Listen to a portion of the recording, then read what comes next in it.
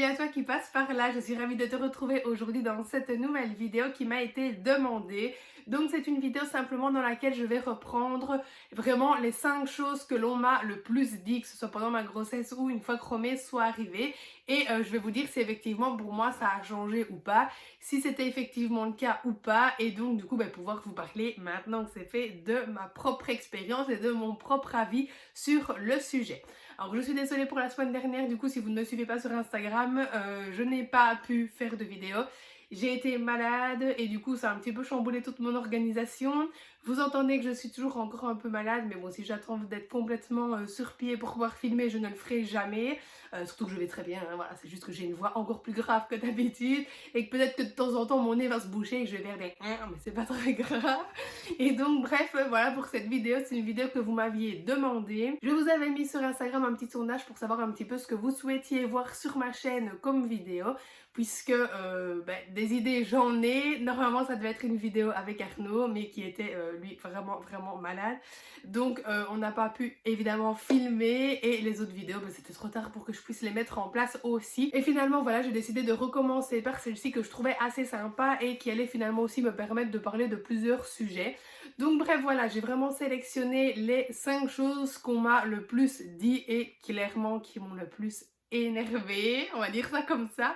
Sans parler de tous les moi je ferai comme ça, je pense que c'est mieux que gna gna gna gna, hein, tous ces gens qui connaissent mieux votre bébé que vous. Bref, c'est parti.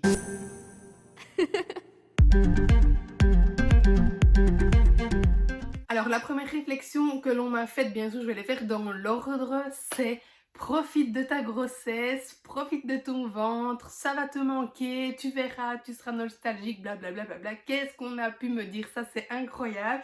Et toujours aujourd'hui, donc après 5 mois, je ne suis toujours pas nostalgique, pas du tout. Je vous avais dit, j'ai même fait des angoisses, etc. par rapport à ma grossesse, à mon accouchement. Et encore aujourd'hui, rien que l'idée d'imaginer que je pourrais retomber enceinte, ça me stresse encore. Alors peut-être, oui, que d'ici 5-10 ans, j'en aurai de nouveau envie. Je ne sais pas du tout ce que l'avenir me réserve et je ne me ferme pas les portes.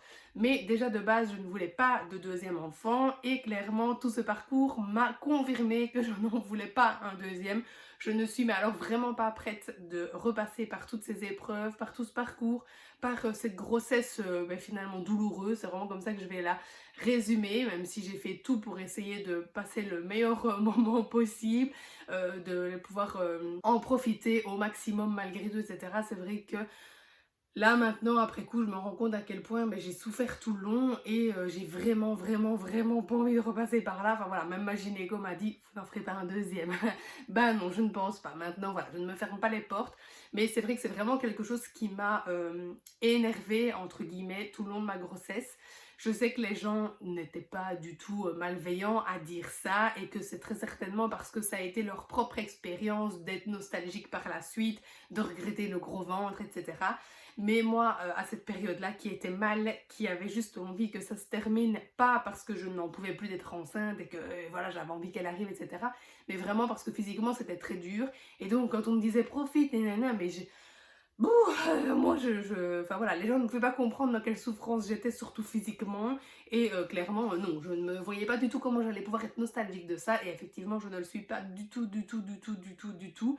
J'ai même l'impression que c'est une période de ma vie qui n'a pas existé, pour vous dire, donc je ne la regrette pas quoi, enfin voilà, bref. Deuxième réflexion qu'on m'a énormément faite, pendant ma grossesse aussi surtout, c'était: profite bien, profitez d'être à deux, faites tout ce que vous pouvez tant qu'il est encore temps, limite, comme si voilà, votre vie va changer. Ah, tu vas voir, ça change la vie. Mais bien sûr, j'en étais consciente, même si je sais que sans le vivre, on ne peut pas le savoir et que maintenant je m'en rends compte. Mais j'avais l'impression que ça avait toujours un côté quand même assez négatif, du style, voilà, après tu pourras plus faire tout ce que tu as envie de faire, tu seras coincé, ah tu vas voir, ça change la vie, du style, tu peux plus penser qu'à toi, etc. Et j'en suis consciente, mais bon, pour moi c'était positif, enfin voilà, ça change la vie en bien. Et c'est clairement comme ça que je le ressens aujourd'hui. Donc oui, ça change la vie, ça c'est clair. C'est vraiment une sensation que je trouve étrange et inexplicable, parce que vraiment on a... Enfin je sais pas, on est lié à une nouvelle personne et vraiment... Enfin moi je boufferais tout le monde pour elle. Mais oui, c'est vraiment une sensation très étrange et inexplicable tant qu'on ne la vit pas, mais je ne trouve pas que ce soit négatif, même si c'est vrai qu'il y a des moments qui sont plus difficiles, que malgré qu'on ait la chance qu'elle soit super calme, super gentille, super facile, il y a eu une période, ben voilà, je vous en avais parlé, hein, de 2 à 3 mois, ça a vraiment été un enfer. Et clairement, oui, là, j'ai perdu pied, je trouvais que ça changeait la vie, peut-être un peu plus négativement, mais sinon, en général, pas du tout. Au contraire, je trouve ça super beau de se dire qu'on est attaché à ce point-là à une personne, qu'on ferait tout et qu'on donnerait tout pour elle, et plus ça avance, et plus ce lien se renforce, et je trouve ça super beau, et vraiment inexplicable, encore une fois, mais voilà, enfin, pour moi, c'est vraiment super positif, bienveillant, enfin, tout ce qu'on veut, et je ne regrette bien sûr absolument pas d'avoir pu changer ma vie en ce sens. Maintenant, c'est vrai qu'au début, qu'elle était là, j'avais quand même une sensation étrange. À mon avis, j'étais un peu en transition. Je me sentais égoïste alors que ça n'a rien à voir avec l'égoïsme, mais en fait, je me suis simplement rendu compte à quel point je prenais du temps pour moi en fait avant. Alors bien sûr, prendre du temps pour soi, c'est super important et il faut le faire, mais ici, je vous parle surtout au niveau professionnel, etc. Enfin, j'étais tout le temps à fond focus sur ce que je voulais faire, sur ce que je devais faire, etc. Ça veut pas dire que je ne prenais pas de temps pour mon couple, loin de là. Beaucoup pensent que je suis comme ça, et oui, je le suis. Mais il y a un temps pour tout, et ça, j'en suis bien sûr consciente. Si Arnaud voulait évidemment qu'on fasse quelque chose, mais que bon, j'avais un truc trop urgent ou trop pressant que je pouvais vraiment pas reporter, bon, bah à ce moment-là, c'est rien, on décalait et on faisait ce qu'on avait envie de faire plus tard. Que là, avec un bébé, forcément, il n'y a pas de plus tard, on peut pas remettre. Si bébé a besoin, on se coupe dans ce qu'on fait, on s'arrête et on s'occupe de bébé. Et donc ça, c'est vrai qu'au début, ça a été compliqué pour moi de gérer, d'essayer de faire, de suivre professionnellement parlant, tout en m'occupant d'elle, et que je ne l'ai évidemment jamais fait passer après mon boulot, etc. Mais c'est vrai que pour moi qui suis très organisée, très carrée, etc., ça a été compliqué d'accepter finalement d'être tout le temps coupée dans ce que je faisais. Maintenant, ça va mieux, je me suis vraiment juste réorganisée autrement, je fais vraiment les choses plus importantes quand elle dort, etc. Enfin bref, quand je vous en avais parlé. Donc oui, c'est clair, ça change la vie. Il y a des moments moins chouettes et il faut vraiment, je pense, retrouver son rythme, trouver une nouvelle façon de faire, trouver une nouvelle organisation, etc. Mais ça change la vie en bien. Enfin, je sais pas, moi je travaille, mais j'ai juste envie d'une chose, c'est de rentrer, de la retrouver, de jouer avec elle, de passer des moments, enfin voilà, c'est pour moi vraiment extrêmement positif, même si bien sûr j'avoue que ça change la vie aussi d'une manière pas négative, mais peut-être plus complexe, parce qu'il y a des moments effectivement plus durs et qu'il faut vraiment en fait casser des habitudes qu'on a depuis plusieurs années, qui fonctionnaient bien comme ça, pour pouvoir intégrer ce bébé dans notre vie et que tout roule de nouveau comme avant. Autre chose qu'on m'a beaucoup dit justement par rapport à ça, puisque je travaille énormément et que j'ai surtout beaucoup et tout le temps de nouveaux projets en tête, que je concrétise malheureusement, donc du coup il y a toujours quelque chose à faire. C'était que tu verras, après de toute façon tu n'auras plus le temps, tu ne sauras plus faire ça, tu ne pourras plus gérer, tu ne pourras plus faire autant, il faudrait que tu choisisses, hein, tu ne pourras pas tout faire, ce n'est pas possible, etc. Et c'est vrai que ça m'a quand même beaucoup blessée, parce que c'était hors de question que je choisisse, et je me suis plutôt dit que voilà, il y aurait un temps de transition, un temps où j'allais devoir du coup retrouver effectivement, comme je disais, une nouvelle organisation, etc. Mais que non, je n'allais pas du tout devoir choisir, et que ça prendrait le temps qu'il faudra, mais que j'arriverais à remettre vraiment tout en ordre pour que tout puisse rouler, retrouver un rythme d'organisation, etc. Et c'est vrai que il y a un moment donné où je me suis dit, effectivement, je vais pas savoir tout faire. Là, la semaine dernière, j'ai laissé tomber la vidéo YouTube parce que, on va dire que c'était le moins important. Mais clairement, voilà, non, je n'ai pas envie de choisir, et je n'ai pas envie de renoncer à un projet professionnel qui me tient à cœur, ou à une activité comme YouTube par exemple, les réseaux, etc., qui me font du bien, qui me font plaisir, tout ça parce que je suis devenue maman, et bien sûr pas dans le sens où je mets ma fille de côté et je fais quand même ce que j'ai à faire et puis elle verra après, pas du tout, mais dans le sens où je me suis dit que je me laisserais simplement le temps dont j'ai besoin pour pouvoir tout réorganiser, tout agencer, mais j'arriverai à retrouver un nouveau rythme, de nouvelles habitudes, à m'arranger pour pouvoir quand même faire tout ce que j'ai envie de faire, même si je dois évidemment repousser à plus tard certains projets pro, etc. Mais je ferai tout, et c'est effectivement ce que je fais, donc merde. Autre chose aussi, mon Dieu, qu'on nous a dit plus pendant surtout ma grossesse, c'est: vous allez vous engueuler, vous allez voir, ça va être dur, vraiment, voilà, c'est tendu quoi, hein, c'est tendu. Ça c'est vraiment un truc qui m'a toujours énervée aussi parce que en fait j'ai toujours l'impression que les gens ont toujours besoin de dresser le pire tableau possible. Je ne sais pas, est-ce que c'est pour faire peur, est-ce que c'est pour que les gens puissent s'attendre au pire et puis finalement se dire que ça va. Voilà, je ne sais pas, mais j'ai toujours l'impression que les gens sont toujours dans l'extrême. C'est toujours soit très merveilleux, soit monstrueux. Et puis après, quand on en reparle et qu'on est dans le fait accompli, quoi, voilà. Oh ben non, hein, moi aussi c'était comme ça. Bah alors pourquoi est-ce que tu m'as dit juste avant que c'était monstrueux? Enfin bon, bref, je sais pas si vous suivez ce que je veux dire, mais j'ai toujours l'impression que les gens ont besoin d'exagérer, de faire peur. J'ai eu ce sentiment-là toute ma grossesse, où on m'avait dit ah c'est merveilleux, machin, un truc, et puis une fois que j'y étais, on me dit ah c'est non, c'était horrible, moi aussi j'avais mal, j'avais ci, j'avais là, mais pourquoi est-ce qu'on me le dit pas avant? Enfin je comprends pas. Et la vie avec bébé c'était pareil, on m'avait dit ah tu vas voir, ça va être en gros monstrueux, hein, tu sauras plus rien faire, tu vas plus dormir, tu vas plus manger, tu vas pleurer tout le temps, vous allez vous engueuler tout le temps. Je me suis dit ça donne envie d'avoir un bébé. Et puis finalement, enfin c'est pas du tout comme ça que ça se passe. Et après coup, quand on en parle, oh ben non, hein, ça va, c'est pas à ce point-là. Enfin bref, je ne comprends pas trop la logique des gens de vouloir effrayer en fait. Comme si parce qu'ils sont passés par là avant, ben, ils ont besoin de vous faire un peu peur parce qu'ils en ont chié et que du coup, ben, vous aussi, il va falloir que vous en chiez aussi. Enfin bref, je sais pas si vous avez compris quelque chose de ce que je raconte. Mais donc ça c'est quelque chose qu'on nous a tout le temps dit, vous allez vous engueuler, etc. Vous allez voir que ça va être tendu, blablabla. Je suis désolée, j'ai mon nez qui se bouge toutes les 30 secondes, ça doit pas être très agréable à écouter. Mais c'est quelque chose que nous, déjà, on n'arrivait pas trop à concevoir parce que c'est vrai qu'on est un couple extrêmement fusionnel, on se connaît depuis toujours et on est un baby couple si on peut dire ça puisqu'on est ensemble depuis qu'on a 15 ans, donc clairement, enfin moi j'ai l'impression d'avoir vécu toute ma vie avec lui, sachant que je le connaissais déjà d'avant et que je le voyais très souvent, etc. Vous m'avez proposé une vidéo, une vidéo justement avec des questions indiscrètes. Dedans c'était comment est-ce qu'on s'est rencontrés notamment, donc je vous en parlerai dans cette fameuse vidéo. D'ailleurs si vous avez des questions pour cette fameuse vidéo, mettez-les moi en dessous de la vidéo, je répondrai à tout sauf ce qui est salaire parce que franchement je vois pas ce que ça peut faire aux gens et que je ne peux de toute façon absolument pas répondre à cette question parce que je ne gagne jamais deux fois la même chose. Donc je disais que nous avions un peu du mal à concevoir que nous pourrions nous engueuler puisque clairement on ne s'engueule jamais. Je ne sais pas si on s'est déjà réellement vraiment engueulé parce qu'on est extrêmement dans la communication, on est vraiment comme des super meilleurs amis, je veux dire, on se raconte tout, on n'a aucun secret l'un pour l'autre, même si quelqu'un me raconte quelque chose que je peux pas dire, d'office lui c'est moi et moi c'est lui, donc forcément on le sait quand même.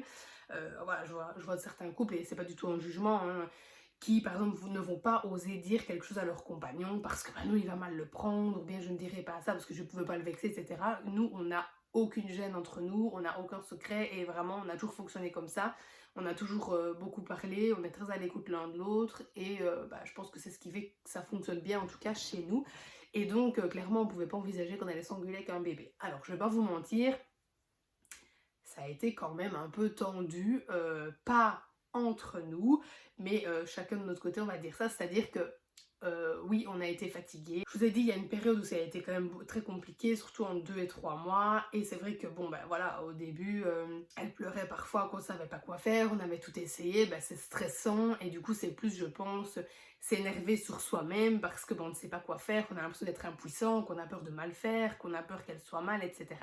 Et donc c'est vrai que lui qui est assez stressé, tout de suite s'énerve un peu, mais c'était pas s'énerver sur moi, donc on ne s'engueulait pas, c'était juste que lui était super tendu, super énervé, et puis je disais mais écoute ne te tracasse pas, arrête de t'énerver comme ça.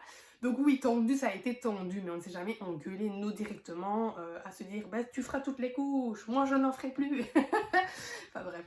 Donc voilà, ça c'est quelque chose que j'étais sûre et certaine qu'il n'arriverait pas. Effectivement ça n'est pas arrivé, mais par contre maintenant je suis quand même consciente que pour avoir un bébé, faut quand même avoir un couple solide parce que je peux comprendre les gens qui se séparent malheureusement après avoir un bébé parce que clairement c'est quand même beaucoup de fatigue, de stress, de questions non-stop, et que si en plus on communique pas ensemble et que effectivement voilà, moi je sais qu'il s'énerve facilement sur lui-même et je sais que ça ne m'est pas destiné personnellement, mais si je ne le connaissais pas par cœur et que je ne sais pas comment il fonctionne, franchement j'aurais pu le prendre mal, j'aurais pu me mettre mal en me disant voilà il m'engueule tout le temps, arrête de m'engueuler, ça ne fera pas avancer les choses, alors que pas du tout parce que je le connais tellement par cœur que je sais que ça n'a rien à voir avec moi. Et donc je peux comprendre que peut-être des gens qui sont ensemble depuis moins longtemps ou peu importe, ou qui communiquent peut-être moins, parce que voilà, je veux dire, chaque couple bien sûr a des qualités et des défauts. On va dire que maintenant j'ai vu ça autrement parce que oui, se séparer après avoir un bébé, c'est possible. Et alors la dernière chose que l'on m'a dite, et ça c'est aussi un truc qui m'enquiquinait, mais alors à un point, comme si de nouveau encore on ne peut pas avoir un bébé calme, on ne peut pas, ça peut pas bien se passer, ce n'est pas possible, il faut que les gens vous cassent, il faut que les gens vous apportent de la négativité, et heureusement mon Dieu que je suis très dans la positivité et que j'essaye vraiment de rester là-dedans, parce que je suis pas un bisounours, hein. Je suis pas non-stop H24 positive, c'est juste que c'est mon état d'esprit qui me dit que ça ne sert à rien d'eux et qu'il vaut mieux être comme ça, qu'il vaut mieux penser comme ça, qu'il vaut mieux se dire que voilà, rien n'arrive par hasard, etc. Et c'est comme ça que j'arrive vraiment à être positive.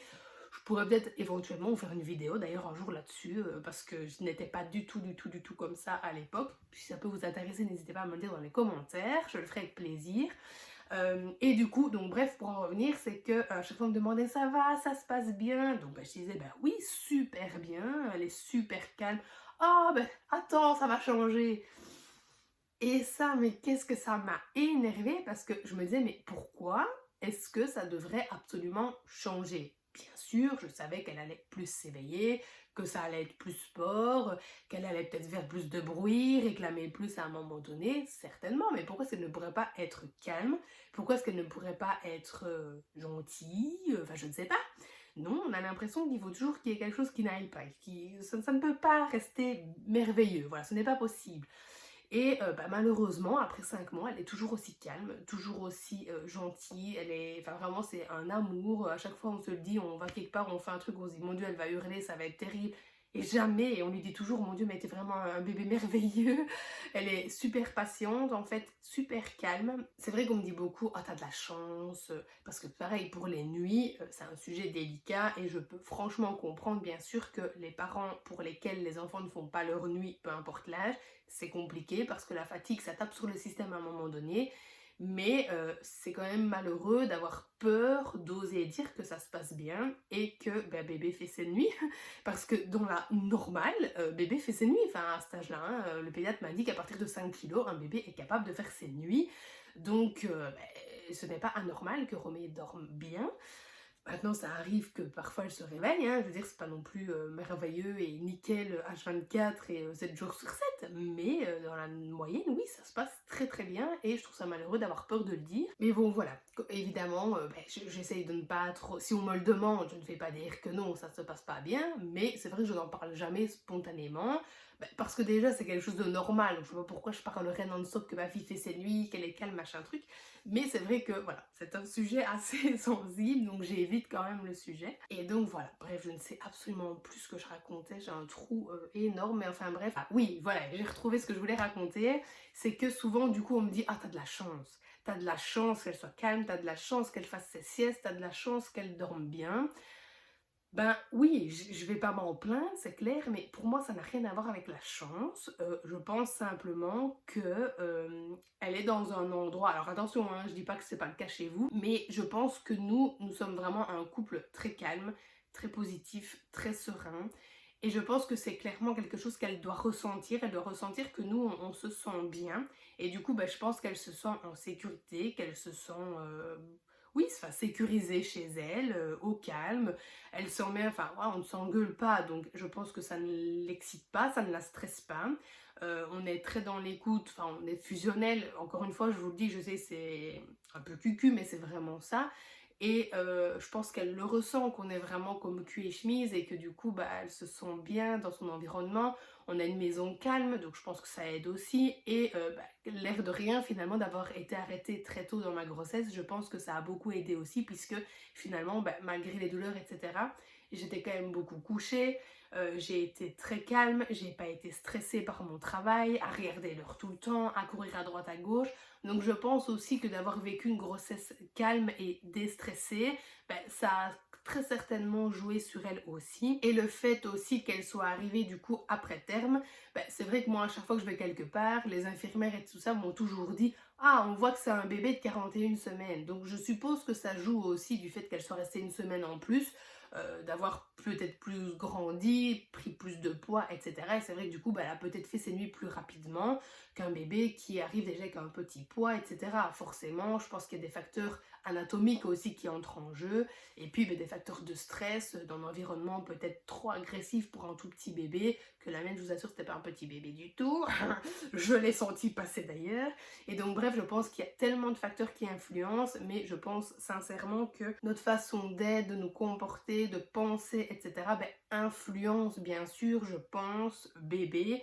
Et du coup, bah oui, j'ai de la chance, oui, on a de la chance, oui, on est heureux que ça se passe bien, on en est extrêmement reconnaissant, et ça c'est clair que jamais, jamais, jamais je ne me plaindrai de quoi que ce soit, parce que vraiment je suis consciente qu'on a de la chance, que tout roule, qu'elle a un rythme, etc. Mais je suis persuadée aussi que notre état d'esprit, notre façon d'être, de nous comporter, etc. influence énormément le comportement de bébé, puisque pour moi, environnement zen, sain, apaisé, couple de parents zen, déstressés, apaisés, vraiment dans la communication, etc., ben forcément, elle ne peut que se sentir bien, puisque évidemment au niveau, je veux dire, santé, il n'y a aucun problème. Elle aurait du reflux, on aurait beau être peace and love toute la journée, ça changerait rien bien sûr. Là, bah, je touche du bois et tout ce que je peux. Elle n'a aucun souci de santé pour le moment, donc forcément, bah, il n'y a rien au niveau anatomique ou physiologique qui peut influencer la qualité de sa vie pour l'instant. Donc voilà, encore une fois, je retouche du bois, tout ce que je peux, le tabouret, l'armoire. Mais c'est sûr que on ne choisit pas la santé de son enfant. Des enfants avec du reflux, c'est quand même pas si rare que ça. Je suis contente qu'elle n'en ait pas. Surtout que, bon voilà, pour être un peu dans le métier, par rapport à tout ce qui est troubles de l'oralité et autres, bah, j'étais contente évidemment d'échapper à tout ça. Parce que je sais que c'est très compliqué. Mais ça, voilà, ça n'a rien à voir. Ici, on parle vraiment d'un bébé qui est en bonne santé, etc. Et donc, pour moi, bon environnement, bon accompagnement, bah, un bébé va bien, tout simplement. Donc voilà, bref, c'était ma minute, mes 10 minutes psychologiques plutôt. Et je m'arrête ici pour cette vidéo qui ne sera peut-être pas forcément très utile, mais peut-être que vous allez vous reconnaître aussi dans certaines réflexions. N'hésitez pas aussi à me dire en commentaire d'ailleurs les réflexions que vous avez reçues pendant votre grossesse ou les débuts avec bébé qui vous ont clairement gavé et pour lesquels vous n'êtes finalement peut-être pas d'accord, ou au contraire que finalement vous dites bah oui, ils avaient raison. Bah, moi j'en ai pas eu beaucoup finalement. Chacun évidemment a sa façon de penser et de voir les choses, donc bref voilà, n'hésitez pas à me mettre ça en commentaire, et moi je vous dis à lundi prochain 20h si ma connexion me le permet, parce qu'on a encore arraché tous les câbles 2 fois cette semaine dans ma rue. L'internet c'est limite inexistant maintenant, parce qu'à chaque fois que ça s'arrache c'est de pire en pire, donc je pense qu'un jour je vais carrément finir sans internet et je devrais pédaler pour que ça fonctionne, enfin bref, on verra bien. Donc surprise s'il y a une vidéo ou pas la semaine prochaine lundi à 20h sur ma chaîne.